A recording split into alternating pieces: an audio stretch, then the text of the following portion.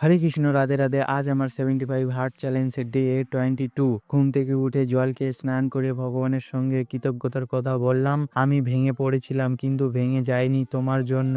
এবং আমি শুরু করি ওয়ার্কআউট। প্রথমে বডি স্ট্রেচিং করে আমি পুশ আপ, সাপাটে এবং শেষে হিন্দু পুশ আপ করলাম। তারপর আমি ওটস খেয়ে আমি দুপুরের খাবার এবং 3 লিটার জল গুছিয়ে নিয়ে মাকে নামিয়ে দিয়ে আমি চলে যাই ডিউটিতে এবং মাও চলে যায় ডিউটিতে। তারপর আমি দেখি প্রকৃতিতে বায়ু দূষিত হচ্ছে।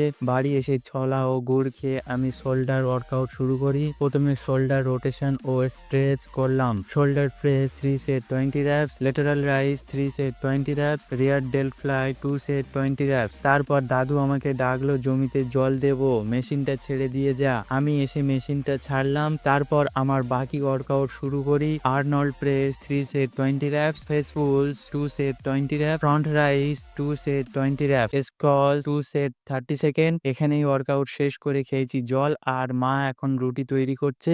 তারপর আমি পড়লাম গীতা। নৈতিক শক্তি শারীরিক শক্তির চেয়েও বড়। শরীর শক্ত না হলেও চরিত্র শক্ত হলে মানুষ অটল থাকে। তারপর রাতে খেয়েছি রুটি আর এখানেই আমার সব হ্যাবিট কমপ্লিট। বলো জয় শ্রীকৃষ্ণ।